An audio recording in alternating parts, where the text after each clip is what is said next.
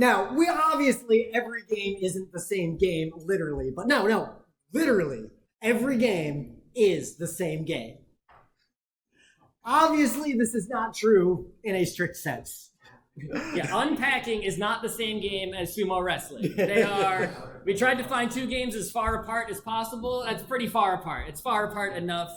They're not literally the same game. Yup. But there is a reason we named the panel what we did, because you're all here, and none of you read the description. I'm confident no one read the description. You saw that title, you walked by the room, one person read the description, the rest of you just walked in. There's still way more people in the room than there should be, so it worked. But we are going to seriously talk about this. This is a pretty academic talk. We're going to do some math. There's going to be some factorization in a little bit. But I want to introduce a word. This is a very useful word. You will want to use this word a lot in your life. You ever have that conversation where someone says, that's not a game, that's not a game? People disagree about the definition of game. You get some No True Scotsman's coming in there. Yep. You know. So Richard Garfield, he designed a card game that some of you might have played. That's the best one he's made. So in a book that he and two other people wrote called Characteristics of Games, which is a fantastic textbook on how games are designed. You can read that textbook and just not be in this room. You'd be all set. That textbook covers about 90% of what we talk about in our talks. It's a fantastic book. But he made up a word. Making up a word is a really smart thing to do. He decided, let's make a word more specific than game. And he decided orthogame.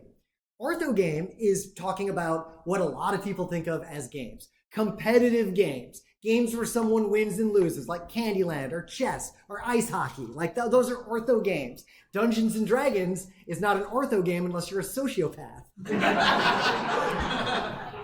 yeah, everything that we're going to talk about pretty much mostly applies to ortho games, but this panel actually a little bit of stuff that's not ortho games. Yeah, but we're at least arguing that all ortho games are fundamentally the same in some very intrinsic ways. So I really want to make sure you think about what this definition is so we can be specific.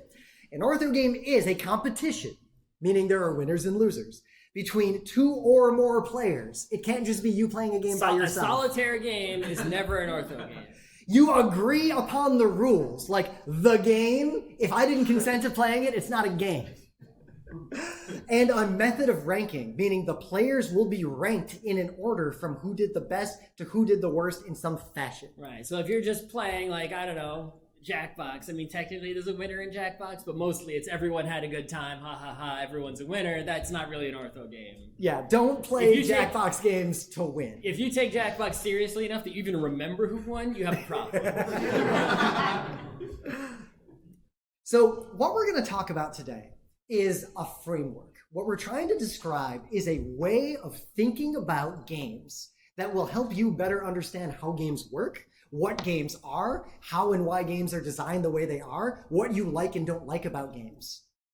Frameworks are very valuable in the sciences. This is how you systematically study an area, evaluate an area, develop new theories. This is pretty serious stuff. We're talking about games, but games can be serious. And the more you pay attention to games and the more you learn about them, the more you can appreciate them. Just like someone who studies cinema will have a lot of thoughts about David Lynch, possibly more so than someone who has never thought about cinema before. Now, there is a danger, though, right? When you expand your knowledge about a thing, right? And you start to see what's going on behind the curtain and underneath the ground level, right? The man behind the curtain is revealed. A lot of fun may be lost. Games you previously enjoyed in your ignorance and bliss, right? You may now see what the truth that lies beneath, and now you hate that game, and it sucks. Case in point, Settlers of Catan. I used to love that game. Played that game a lot. I don't make a decision playing Settlers of Catan. That game is solved as far as I'm concerned. It's not mathematically solved the way checkers is or the way tic-tac-toe is, but effectively speaking, when we play it, it's just like... It's like Neo looking at the Matrix. I don't see this fun game of trading. I see the dice determine who wins. Based on the layout, Scott's likely to win. That's it. Nothing happens. No brain feelings happen. You're going to ruin games for yourselves if you follow the framework we're about to talk about. You're going to look at every game and you're going to do something that the media and journalists about games like to do, but publishers and developers and designers often hate. You're going to see every game as just a mishmash of other games. So Pal World comes out and they say, "Oh yeah, it's Pokemon, but it's an MMO. It's right, but it's also World of Warcraft, and it's also this, right?" The marketers, they love to sell you games as it's this game plus this other game. Yeah, you like puppies, you like ice cream. Here's ice cream puppies. And it's like their idea is like, hey, if we just come out with this new game that no one's ever heard of before and has no context. Right? It's like the customers are gonna be like, am I gonna like this? I don't know. So they say, no, it's like that thing you already like. Oh, is it? Well, I'll have to try and see, because even though I do like that other thing, I played it so much and I got bored. I need a new thing that's the same thing, but not exactly the same thing. Did you make one? Let me go check. Yep. And there's also like a lot of designers and publishers don't like this because it sort of minimizes the uniqueness of their game. I mean, imagine how it would feel if you designed a game and you were very proud of it and someone looked at it and said, that's just Settlers of Catan crossed with ice hockey. There's nothing else going on there. But they do this in a constructive way, right? They're saying their thing is these pieces combined. So I would argue this is actually a very good way for people who play games to talk about and think about games. I think this is valuable, and I think we should do this more. This is one of the best lexicons we have to talk about games. Being prescriptive and making very formal definitions of things is very hard to do, especially in modern tabletop gaming. Worker placement was invented not that long ago in the lifespan of people in this room. Video games as a concept were invented in living history. These are brand new forms of art, brand new mediums. So as a result, we're still figuring out that lexicon, and we're going to fight about the definition of the word game. So instead, we can start the way all sciences start, by being descriptive. Describe what you see, categorize, organize, and then try to figure out the rules behind the scenes and start to develop a proper scientific lexicon. So I'm going to walk you through a story. We're going to talk about two games that you might think are very different. And we're going to argue they are, in fact, in a fundamental way, the exact same game. Mostly the same. Yeah. Well, at least this core part of them is the same. Mm. First game is a game called Nidhogg. Who's played Nidhogg? Oh, a lot of people played Nidhogg. I remember walking in MAGFest several years ago. There was a Nidhogg tournament. Oh, I was in that tournament. There was a Nidhogg tournament. It was so great. I thought I was good at Nidhogg, and I am pretty good at Nidhogg. No, you weren't. Not compared to I made it pretty far into this tournament. However, once we got to the later rounds, I couldn't even touch the guy. So how does Nidhogg work? In case you're unaware, the way Nidhogg works, you start in the center of this area, and you have a face-off. Whoever kills the other person first gets priority. You're stuck on a screen, no one can leave it. Once you get priority by killing the other player, you have permission to go. Yes. Go with the yellow arrow. And now you're playing a different game. Your mission now is to get to the next screen. You can lose priority if the other person kills you before you get to the other screen. Now they have priority and they're trying to go in the opposite direction. You will then, if you make it to the next screen, we'll follow the journey of someone who scores the point. There's another screen, you do the same thing. There's the final screen, you do the same thing. If you make it to the end of that screen, only then do you win. Do you actually score that point?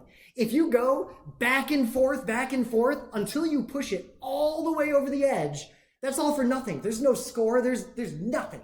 It is just, you have to win a series of mini games until you get to the end and win the final mini game to get your point. Yeah. You could push someone to the brink like 10, 11, 100 times, and then if on that 100th time they push you all the way back and hit the end, they get a point and you get nothing. It didn't matter that you killed them way more times than they killed you. It's how many they need to do the right number in a row.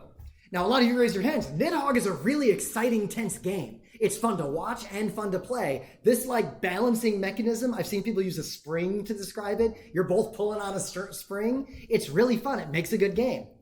So we'll talk about another game that uses the same mechanic. That game is ice hockey. All right, we love ice hockey here at Geek Nights. Yeah, we're fans of the Rangers, which I expected. Not a great year for us. You suck. It was a great year until it wasn't. We're here in Washington with the Capitals doing very well. What can we do about it? Not much. Yep. So let's think about ice hockey. If you're unfamiliar with the game of ice hockey, the rink is divided into effectively 3 zones by these lines. The blue lines are the ones that matter. So we've got the defending zone, the neutral zone, and the attacking zone. The game starts, just like Nidhogg, with a face-off. in the neutral zone. Whoever wins gets possession of the puck. They now have priority. Their goal then is to win the next game, get from the neutral zone into the attacking zone. Now they're in the attacking zone. They might lose possession and it comes back out and they got to try again.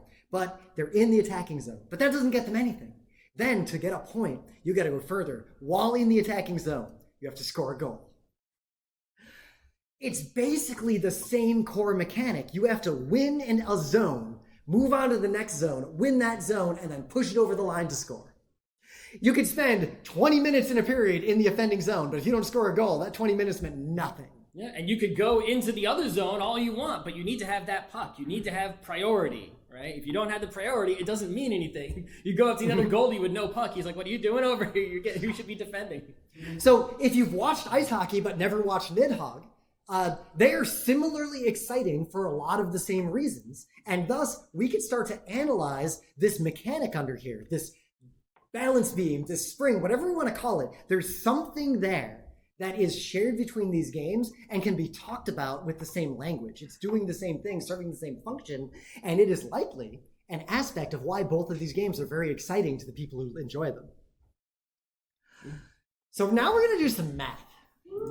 Remember factorization? Take a big number and break it up into simpler, smaller numbers until eventually you get it to all the simplest possible numbers. You take something complex and you break it down to its most core components. Yep. We talked about how the game publishers, right, will be constructive, right? They will say their game is a combination of other games, and designers will look at other games and combine them to form new games and build upwards. As players, we are going to be deconstructive, right? We will take a game we are playing and we will examine it and break it apart into its component pieces, right? To further understand. We can't understand this big complex game that has 10 million things going on, but if you break it into its component pieces, we can say, this game is this plus this plus this. Now if I understand each of those parts, then now I can understand this big complex game. So we're going to use a case study, a very specific example. Now, we're going to talk about some games, and if you're not familiar with them, don't worry. We're going to give you enough to go on here. So we're going to argue that Cobalt Core is just Slay the Spire crossed with FTL. And I think everyone who has played all three of these games is nodding along. Yeah. So one thing I want to get ahead of, if any of you are mathy people, I'm playing a little fast and loose with plus versus multiplication here. We don't care. Like, just let us have this. So, Cobalt Core. If you're unfamiliar, this game, you basically have a deck of cards, and you play cards to win a battle between two spaceships. Like, you play a card that lets you move the ship a little bit. You play a card to shoot the guns. You play a card to, like, juice the engines. And you're just trying to have this sort of drive your ship around, play cards, basically a deck builder, getting ahead of ourselves there, and win the space battle. Wizbo making an appearance. Slay the Spire. Wizbo's a good character. Yeah. Slay the Spire, very similar game, right? You're playing cards to just do a straightforward RPG battle. You're not really moving the ship back and forth like you are in Cobalt Core. But it's very similar, right? You have cards, you play them, you just do damage.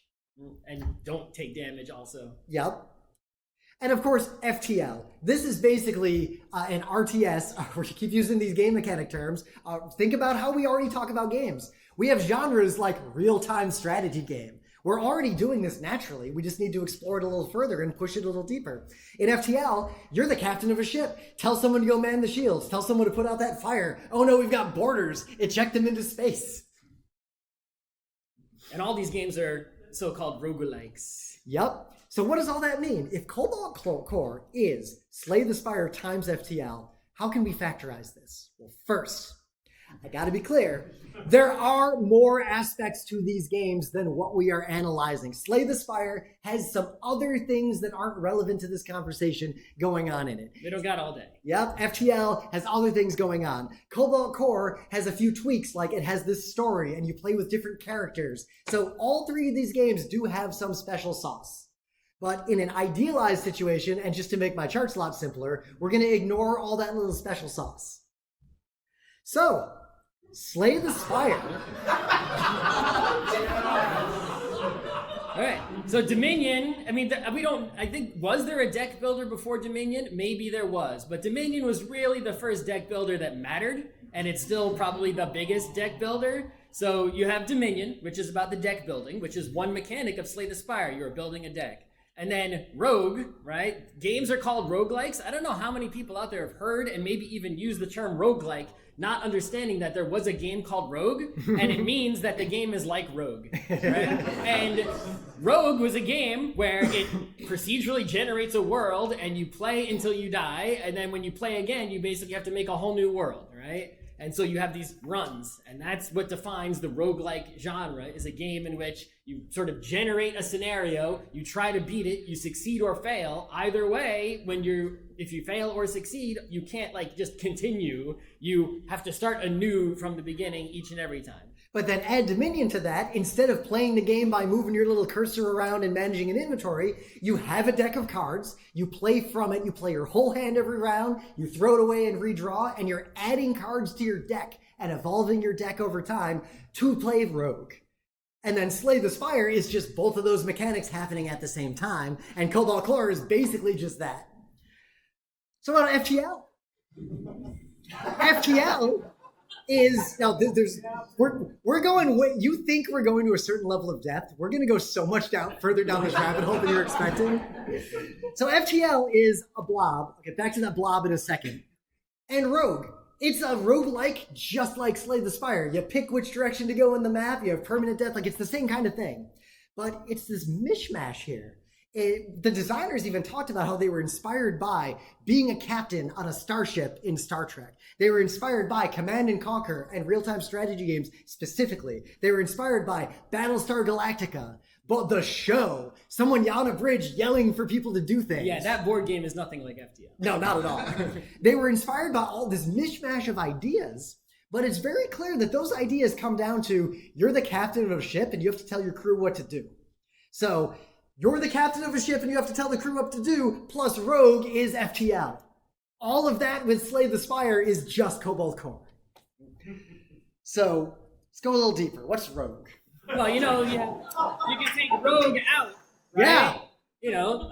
What's the name of that property called? Right? You see Yep. Rogue on both sides. You can It's- take it out and multiply Rogue, right? If Dominion plus Rogue and then Blob plus Rogue, you take the Rogue out, and now it's Rogue times Dominion plus Blob. Yep. Distributed property. So There you go. Thank you. So thanks to the distributed property, Cobalt Core is Rogue times Dominion plus that blob.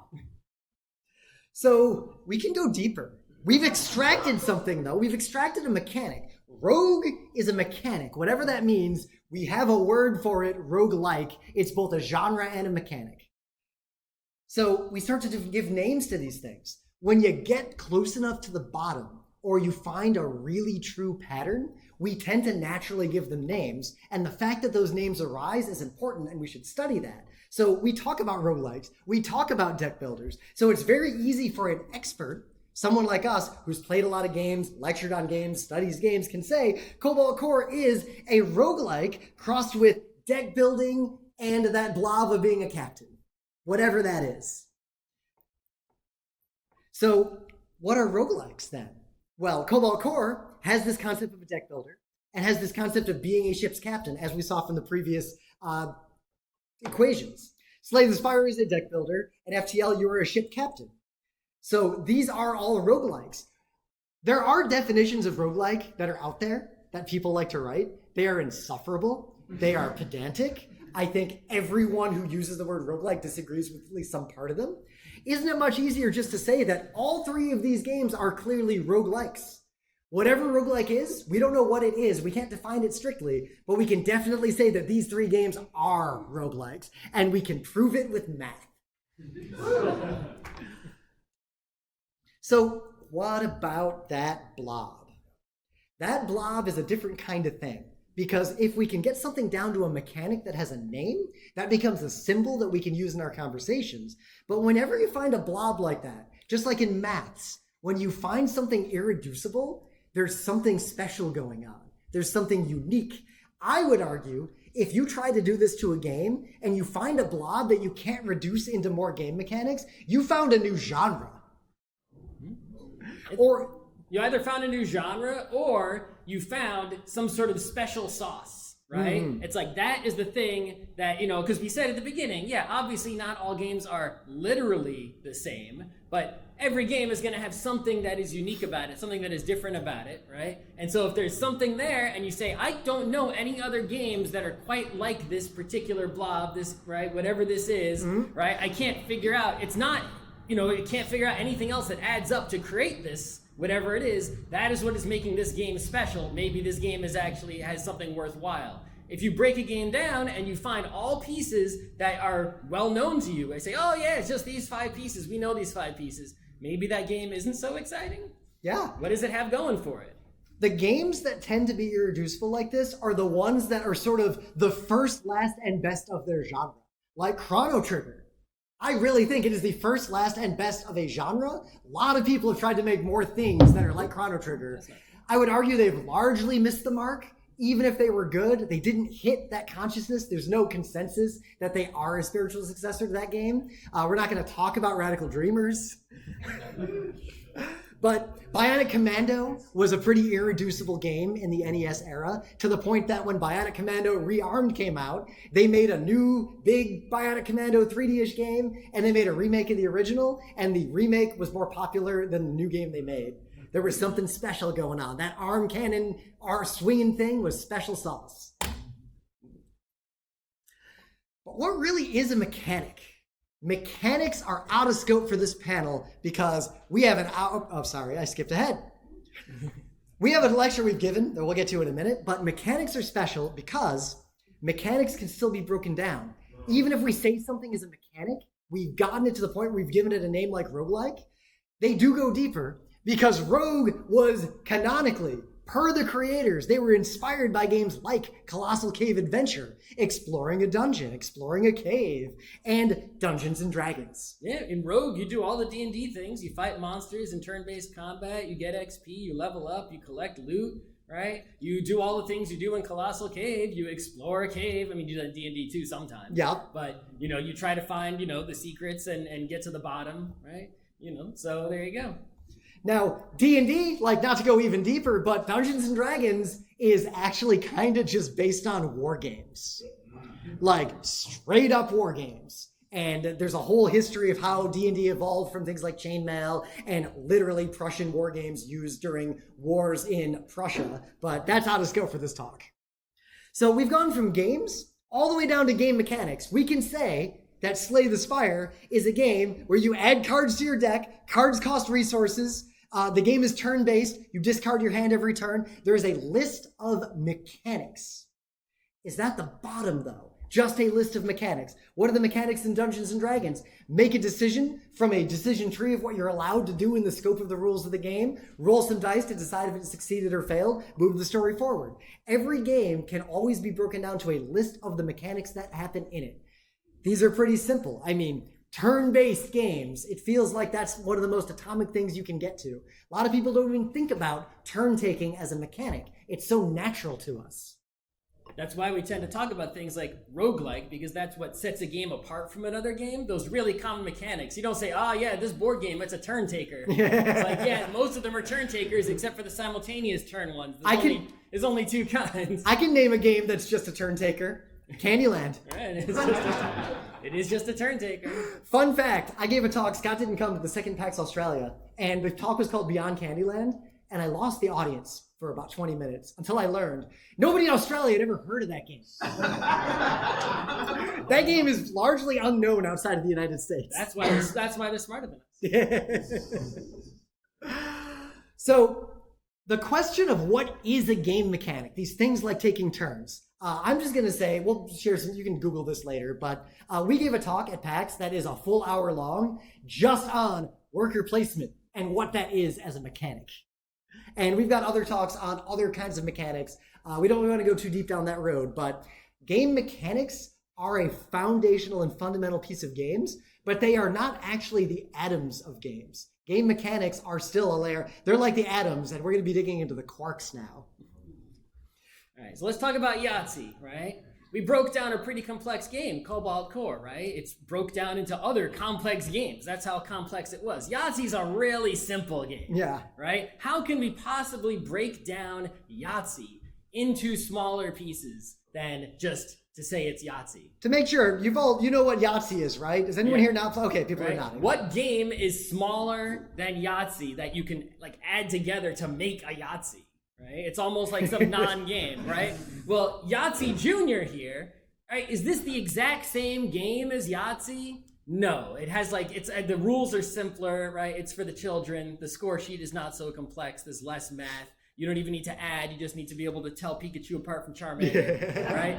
But it's kind of actually is the same game, right? Because if you break these down into pieces, you break it down into the exact same pieces that regular Yahtzee is broken down into. If you made a super Yahtzee that was just regular Yahtzee more complex, it would still break down into the same pieces. Speaking of Super Yahtzee, I want to skip ahead a little bit. Roll Through the Ages, if you ever played this game, is basically just Yahtzee with a lot of extra steps. Right. This is Super Yahtzee, right? But it's still the same game because when you break it down, it breaks down into luck, math. That's it. Yep. Right? Yahtzee is, are you lucky and do you understand math? And if you can do those two things, you will win at the game. And if you don't do those two things, you will lose at the game. And the luck matters more than the math. So maybe we should be like 5x luck plus 1 math, something like that, right? Whatever the is going on there. Yep. Yeah. And you can play Yahtzee effectively perfectly. Humans can do this. I'm confident I can do it because I took a test. There was a website, I think it's long gone now, and you would just play Yahtzee on this website. And as you played it, it would show you how close to mathematical statistical perfection you were playing. Were you making the best possible decisions based on the dice you saw? And it doesn't take that much play for an average person to play Yahtzee perfectly. Or close to perfect. Yeah, perfectly enough to where you're going to, if you could have won that game of Yahtzee, you will. And if you just keep rolling 1, 1, 1, 1, 2 every time because the universe hates you, well. Because the math is something that you as a human can improve at. You can get as good at that math as you can get. The luck you have no control over whatsoever unless you cheat. So it's just, even if you're the best at Yahtzee math, you're always going to score terribly some percentage of the time because luck is what matters most. And if you're terrible at Yahtzee math and you stink at it, sometimes you're going to roll 10 Yahtzees. It's going to happen someday, and you will win a Yahtzee and get a crazy high score. Yep. But Yahtzee still is a component of so many other games. Half the tabletop games you play, you'll see a part where it's actually just Yahtzee. So it's almost like getting good at that core. If you think about draw poker, has a Yahtzee like inside of it. Right? Where it's like, oh yeah, you have the dice and you pick some to keep and some to roll and then draw poker. It's like, ah yes, I draw the cards and I pick some to keep. There's a piece of a Yahtzee in draw poker. And Rummy also has, right? I keep some from my hand and I throw some out to get some other ones. All right, so here's a completely stupid game, right? In this game, someone's gonna ask you some math questions, right? Just like from a math test, right? And then you're gonna flip a coin 50 times. And the math questions are worth like 5 points. And the coin flips are worth a point each. And it's like, yeah, do you want to sit there and do math problems and then flip a coin 50 times? No, that doesn't sound like a fun time. It's a lot less fun than playing Yahtzee according to the rules of Yahtzee. But how is it really different from Yahtzee? It's a math test plus luck. And then we see who was the best at math and who was the luckiest today. And the same person would win both of these games. So in terms of the root pieces, after you factorize both the stupid game that is unfun of just flipping a coin, and you factorize Yahtzee, you arrive at the same pieces. And these pieces are what we're going to focus on now, because these pieces are essentially, in an ortho game, because again, we're talking about ortho games, what is actually being tested? If you're going to rank the players, what is the mechanism by which you will rank them? If the game is random, you're testing luck. But if you take out luck, what's left? That is the core. Those are the real atoms of games. So this is what we're getting into now. What do we make games out of? These are the things we're going to make games out of, and there aren't that many. But we can start to explore them by looking at what we would call single ingredient games. Just eating an apple as opposed to eating an apple pie. So coin flip is a single ingredient game. Right? You can't break that down into anything smaller. It's just who was luckier right now. Yep. Right? Or who's good at cheating with a coin. That doesn't count. No cheating. Cheating is not allowed here. But if we keep going down and we factorize a game down to all these games that each are effectively the same as a mechanic, to the point that I will just say something is a Yahtzee when I'm talking about games, then those are something that we kind of want to call prime games. They're the primordial components upon which literally all ortho games are made. And so that's what we mean when we say every game is the same, because no matter how complex and wildly different games actually are, if there's only so many ingredients that you can make games out of, right? When you talk about food in a restaurant, like, a recipe analogy, there's so many ingredients on Earth of things that are safely edible for humans, right? Even if you just stick with one category of food, like just onions, you know how many onion varieties there are, and they do taste different, right? It's like just apple varieties, you can go wild. There's thousands and thousands of them. When it comes to games, there aren't that many ingredients. At the bottom level, there's only I don't know exactly how many. We're not going to comprehensively go over all of them. I think we might actually be comprehensively going over all of them. It's possible. There aren't that many. And all ortho games are made up of different proportions of these very, very limited set of ingredients that don't come in different varieties. They taste the same every time. Luck is luck. The end. So if any of you can come up with a prime game that is not on our list, I would be actually shocked. I wouldn't be shocked, but I'd be like, all right, add that to the list, but it wouldn't make the list big. It's still going to be maybe still single digits. I don't know. So let's talk about, not infinite. We talked about that already. Yep. Too. But back to so fun fact, we were supposed to do this panel at PAX West together, and then I got sick right before, so I couldn't go. So we wrote this a while ago, and we're doing it now. So I didn't remember all the slides. But I reviewed them on the train. But that component, what are you testing, is really important, because games that are fun for people who like competitive games are testing something interesting as opposed to the coin flip. And if you find yourself bored in a game, like, say, Monopoly, maybe because Monopoly is just testing your patience as opposed to any skill input you might have into the game. I think that, I guess we didn't explain this, but every ortho game, remember, ortho games always have winning and losing or some method of ranking the players. And another way of saying that is that you are testing each person, right? It's like, how strong are you today? Or a 100-meter dash is how fast are you right now, right? You are testing that person's mind and their body in some fashion and assessing them according to some arbitrary value system or some arbitrary rubric. And that results of that test is what is determining the winner. And so what you are testing for, in a sense, is the same question as what is this game? Mm-hmm. So many games are ultimately random. Randomness is the core final destination of almost every game, because most games that aren't completely perfect and have no randomness in them at any points, if there's any amount of randomness, eventually players will start to play well. They'll start to play perfectly. They fold every time in Texas Hold'em because that is literally the right thing to do.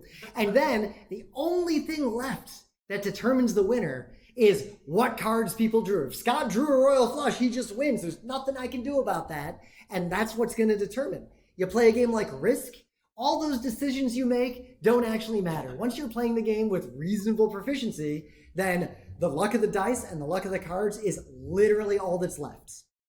And you'll find games largely do devolve this way, but because people don't tend to play one game a lot and get that good to notice it, it usually doesn't become a problem.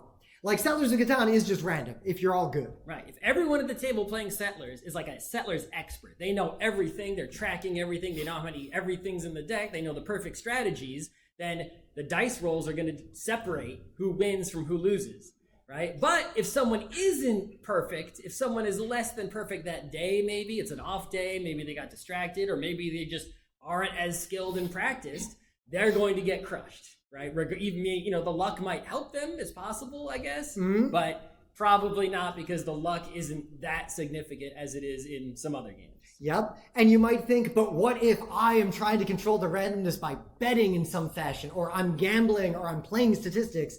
A lot of poker players. Everyone else is doing that too. Yep. They're just as good at you, right? We're saying in the scenario where everyone is equally as good as humans can be, The best poker player in the world is only playing like 1% better than the worst poker player in the world in terms of the odds in the end. Like that difference, that margin at the top is so small. The randomness is what matters in the end.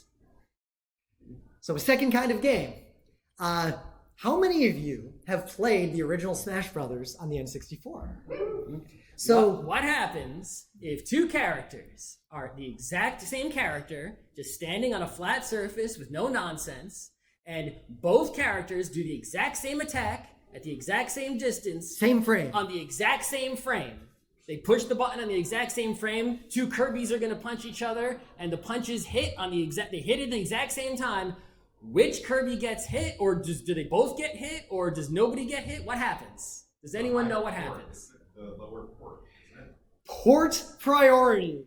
For the first time, someone in the crowd knew the answer to this question. MAGFest had to know the answer to this. Okay. So in the N64, if everything is the same in this game, the game's logic says whoever's plugged into player one wins priority. Right.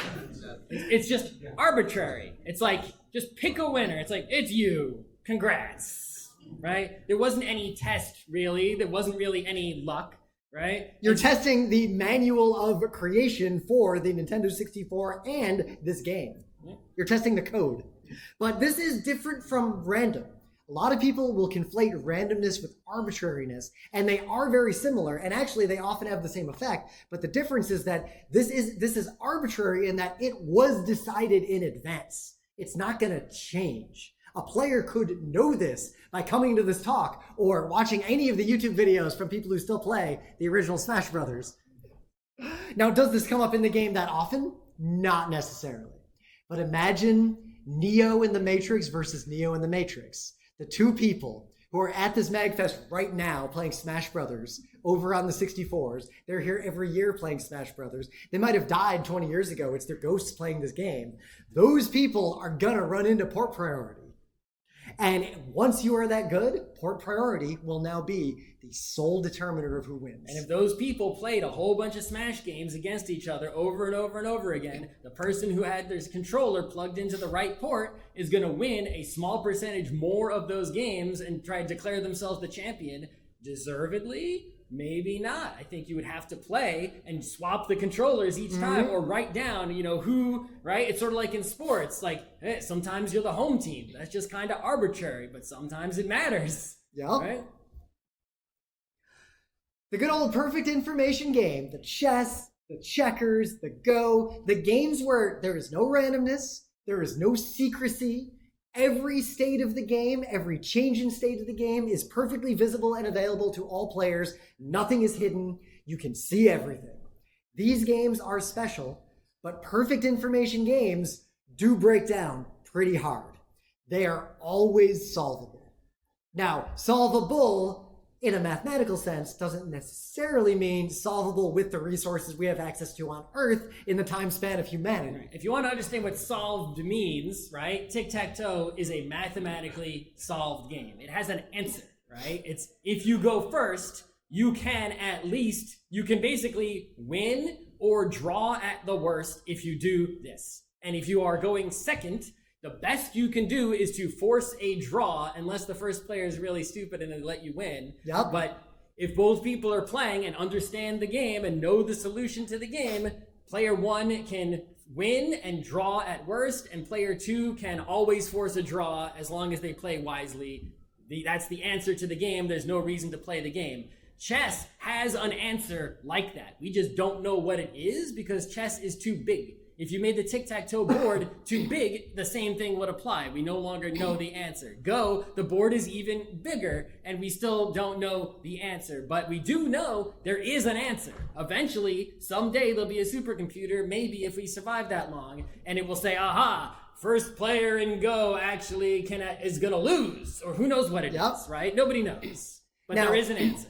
Some fairly complex games are mathematically solved. Checkers was solved not that long ago by a supercomputer in Canada. I forget what the solution is, but the solution is in checkers, both players can always force a draw rather than lose, but neither player can force a win if the other player plays perfectly. So if two perfect people play checkers, they'll always draw. It'll always be a draw no matter what. There's no way around that. The end. Now, this doesn't necessarily mean a game that is solved can't be fun to play, because You don't know the solution to checkers. You ain't going to play it perfectly. yeah, though there is a pretty simple heuristic where you can be really good at checkers. You can get pretty close. Yeah. But these solvable just means it's kind of the same. Now, this is where, even though we have this limited list of atoms, arguably a perfect information game is just arbitrary in perfect play. Because plugging the controller into port 1 is the same as which player went first.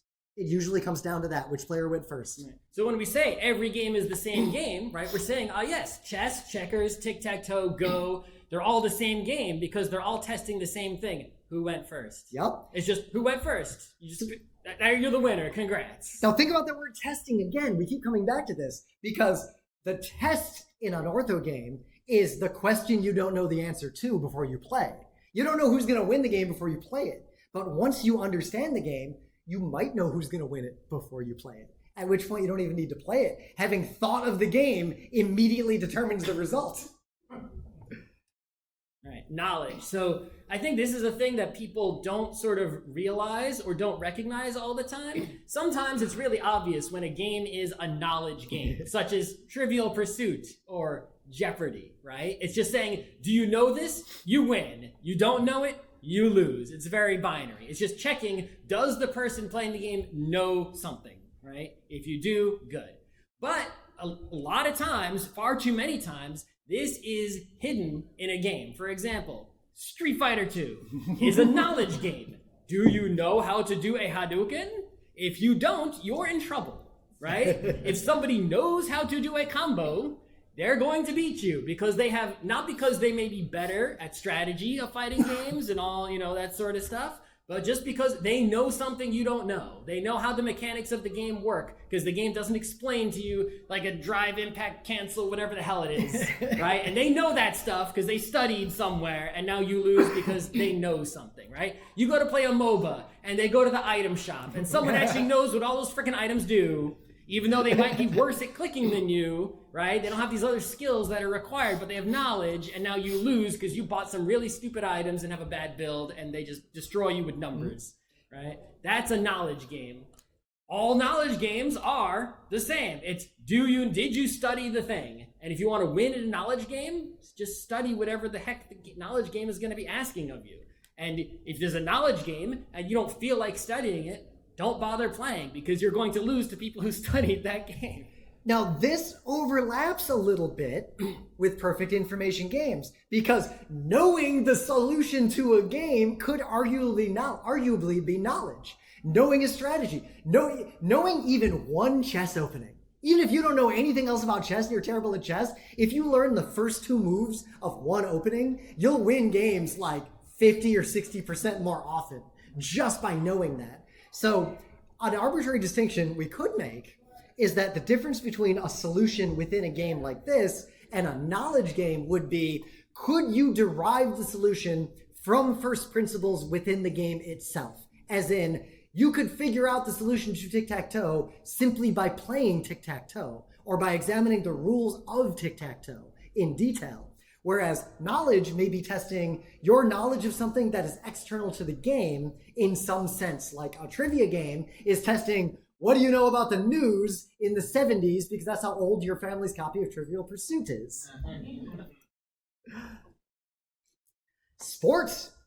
There are tabletop sports. You ever Jenga? play? Yeah, Jenga, Jungle Speed, which also has injuries. Any of those flicking games going on, Yep. right? Little tiddlywinks maybe, right? Those are all sports. A sport is a game which is testing the human body's capacity in some fashion. Mm-hmm. How strong you are, how fast you are, how's your cardiovascular system, right? Something other than your brain, your knowledge, your decisions, right? Something about your muscles somewhere, right? How strong is your leg, right? How long can you hold your breath? Yep. Something like that makes a game a sport. And it doesn't matter how much. See, a lot of people will be like, oh, that's not a real sport because it's not testing it that hard, right? Obviously, something like, what's a weightlifting, like powerlifting, is really testing your body a lot. Yeah. And something like Counter-Strike It's testing your body to play Counter-Strike. You have to be good at like moving your arm and aiming precisely. And I'm over 40 now. I'm not as good at clicking on heads as I used to be. And my wrist hurts when I do it too much. Counter-Strike has sport going on, right? If you're not good with your arm, even if you know everything there is to know about Counter-Strike, you're going to lose to someone with more precise clicking on heads abilities, even just because it's not as physically intensive and exhausting and such, doesn't make it not a sport. Right? And likewise, people who are like, oh, chess is a sport. It's like, no, it's not, because you can play chess with your eyes closed as long as you can imagine the board and without moving any muscles. You just need some way to communicate what move you're going to make. And that's it. And, you know, talking, I guess, unless it's like speed talk competition, that would be a sport. But chess, not a sport. But a good rule chess of boxing. Sport. A good rule of thumb I've used, if I need to make a distinction, is would it matter if someone else took my turn for me?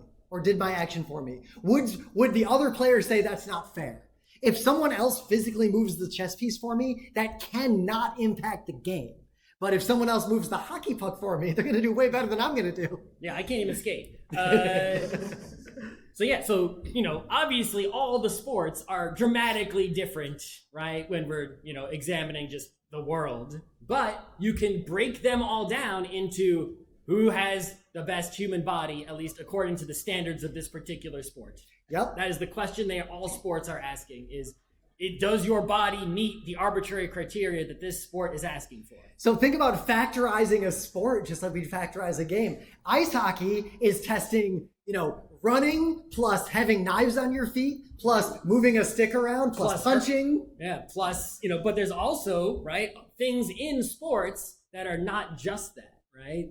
The ice hockey also has luck. The puck just bounces around and does weird shit sometimes. Yep. And you can't necessarily control that, at least not consciously. Sometimes you might just end up in the net. Who knows? You might slip on the ice, whatever. It also has a lot of thinking going on, right? Should I shoot it or should I pass it right now? I got to make this decision. I got to make it quick, right? Which one's the right move? One of them might be a turnover that goes into our net, and the other one might be a goal. Who knows? And so another way to differentiate would be if I am doing the thing, could someone else say words to me and I will be able to do that thing better? Or no amount of words will make me do that thing better. That's when you start to find the blurry line between sport and non-sport. Telling me shoot the puck harder is not going to help me unless I start also training to be able to shoot the puck harder. Yeah, what's the chess guy's name? Max, whatever? Mm-hmm. What's his name? Oh, the champion? Yeah.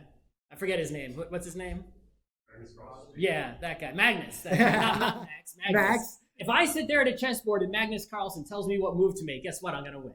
Right? Yep. But if I go onto the ice and Wayne Gretzky tells me what to do, I'm in trouble. Yep. It doesn't matter that I got Wayne Gretzky telling me what to do. That's how you know it's a sport. I played Counter-Strike with a friend of ours a few years ago who is like pro, like he plays in leagues and like is really good at the game. And I joined a game, like a scrum, and we're going to practice. And they're like the whole team is explaining to me, because I'm the only one who hasn't played Counter-Strike in like 5 or 6 years. Like, oh yeah, this room, here's the strategy, cover this corner, whatever. They're telling me all these strategies, right. And I'm really And that will help you with parts of the game that are knowledge-based. Things you didn't, there is a knowledge component of Counter-Strike. You knowing the maps, right? That's important knowledge, right? Which guns are better, where enemies are going to be. They can help you at those parts of the game by giving you knowledge and helping you basically win that part, that component. But the sport component, no amount of them talking is going, you know, you'd have to practice. Yep. And didn't matter at all. I died immediately in every firefight. I never killed anyone. It was just a nightmare. Because in Counter-Strike, the sport matters more than the knowledge. Yep. All right. Politics. Now, not the shameful politics like what just happened in America. This is a game theory term. Politics in games is basically you will, as players, decide who wins outside of the rest of the mechanics of the game. Yep. An example would be like in Risk. If I just attack Scott a whole bunch in Risk and everyone else also attacks Scott a whole bunch in Risk, Scott's going to lose no matter what strategy. Doesn't matter. I could be the best Risk player in the history of the world. I could roll all the perfect dice every single time. I guess the perfect dice every single time. My guys would never die. Okay, but other than that, all right, if everyone gangs up on me, it doesn't matter how much better I am at Risk than they are. I'm going to lose with all the other players ganging up on me. They have effectively just voted for me to lose the game, right? And that is what matters more than anything else in the game of Risk. And this exists, all right, in a lot of games without people realizing it. And, right? It exists in any game that is more than 2 players, that is not just a race, right? So you think about a 100-meter dash. There's 3 people, but those people don't interact in any way whatsoever. They could run their races separately and you just see who was the fastest, right? You can't bump into each other, at least not legally, right? You can't like hit the other guy. That's not allowed. It's just a race. So it doesn't matter how many people, that is not a political game, right? There's no voting who wins in the 100-meter dash. It doesn't happen. But as soon as you have more than 2 players or more than 2 teams, right? It could just be 2 sides, but more than 2 sides, and there is any amount of interaction, right? Any amount of ability to have a shared resource or a shared space, right? Settlers of Catan, is there a lot of vote who wins in there? Not that much vote who wins, but there is vote who wins. You're gonna have 4 players, right? And you're sharing this map and you can trade resources with each other. Everyone could trade resources with me and make me win. It could happen. You ever have a friend who trades with someone else to make them win because they're mad at you? Kingmaking? Right. Someone could see that I'm winning the game and let's say I'm the best at settlers out of everybody, right? But they know that I'm the best and they don't want me to win. So they all put their settlements to block where I'm going to go. And now I can't go anywhere effective. And now I lose like 2 points and now I don't win the game. Vote who wins overpowered all those other components, right? It becomes a vote who wins game. And this is specifically mechanically the way it works. The more the skill that is being tested matters, the less politics will matter. So if a game has a lot of randomness, the politics will matter more because the skill doesn't input that much. A game like Root has a little more return on skill. A skilled player, up to a point, will be able to control the outcome more despite the voting and the randomness. But imagine a game of Root where everybody's a pro. Then the game becomes arbitrary or random. And if the game is arbitrary or random, and there's all these other players, the players are going to be the ones who collectively decide who wins, and there's no way around it. And the reason there's no vote who wins when there's only 2 sides or 2 players is because everyone's already voted at the start. I vote for me to win, you vote for you to win, there's no other voters, there's no other candidates. Something else is going to determine who actually wins. But I suppose if I forfeit, I have voted for you to win. I suppose that could happen, but it doesn't make it a vote who wins game. It absolutely does not. All right. Some games are testing how much capitalism likes you. Even if you don't live in capitalism, luckily, somehow, maybe in a different time or a different place, right? People have different capacities within society, and those capacities will give them an advantage in a game in some fashion. We did a panel a while ago about where is the finish line? Like, when do games end versus when they end? Someone was determine the winner. The game doesn't end for 4 more hours because it's Monopoly. But we had a lot of talk about when does the game start? So some games, like, let's say, being a professional athlete, that game started when you were conceived because genetics play a factor. It continued through your life. Were you in a rich family that sent you to trainers? Or were you in a poor family that had to struggle? Those factors then affect how well you can play that sport and play that game. A lot of games are tests of wealth, ultimately, in our society. I had the privilege of learning a lot of games as a child. As a result, I'm very good at games. Not everyone gets that opportunity, and that does determine victory, and it is something that is being tested. It's sad, it sucks, but that is the reality of the world we live in. How many of you have ever played polo with horses? That's awesome. Actually, that is awesome. I wish more people could play. There were rich people there, right? People who could own horses, right? Yeah, right. It wasn't with homeless people, right? So that's the thing. It's like, can you win a game of polo? Well, it's like the best polo player in the history of the world might be someone who never got the chance to even try to play polo because never saw a horse, couldn't afford a horse, was too old before they were able to ride a horse, not rich, etc. I can tell. We have time to tell the story of the winner of the Yu-Gi-Oh tournament back at RIT. Oh, right. That's a great story. Okay. Yu-Gi-Oh is maybe the best, at least Yu-Gi-Oh as of the year 2000, may be the best test of wealth and resources. We're old, so give us a slack. Right. In the year 2000, at the game store in college, there was a Yu-Gi-Oh tournament. Of course there was. And at the Yu-Gi-Oh tournament, the game store entered an entrant.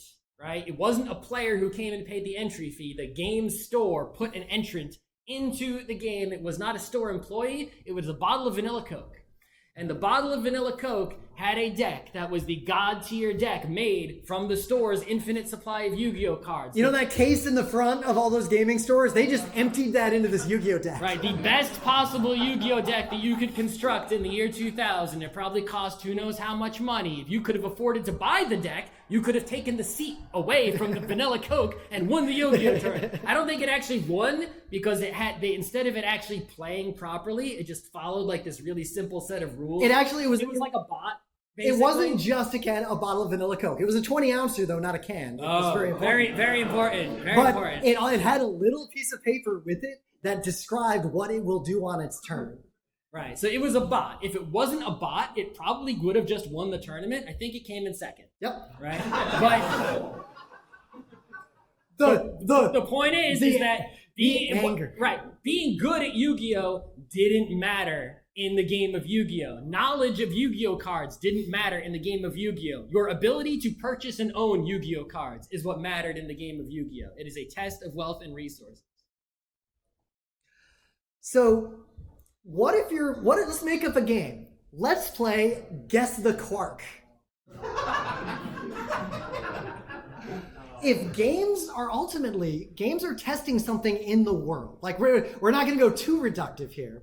But if you play a game and you're deciding this ranking, you're testing something in the world. You're testing what port the controller's plugged into. You're testing all the neurons connected in someone's brain versus the neurons in someone else's game or brain mediated by a game sitting on the table. So if you find another fundamental game that we didn't list here, that game might be some new truth about the world. It might have found some rule of logic that we haven't uncovered yet. Physics is kind of like this. Physics ultimately, like modern quantum physics, is testing the world to answer questions we don't know the answer to. And games are testing a game and the players at the table to determine the answer to a question that we don't know the answer to. Games, we understand very well to where you can look at most games and know who's going to be the winner. You can play through a game to determine the winner. But think about in math the concept of a P problem versus an NP problem. Problems that can be solved, I'm going to summarize this grossly. In polynomial time. Yes, in polynomial time, in a reasonable amount of time with the kind of computing that exists in the world, versus problems that just can't be solved that way. You can't solve them but going through the motions.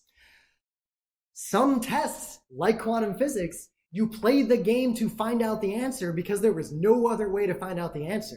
And it is possible someday someone will design a game that answers a question that we didn't have a way to answer before. A game might tell you something new about the world.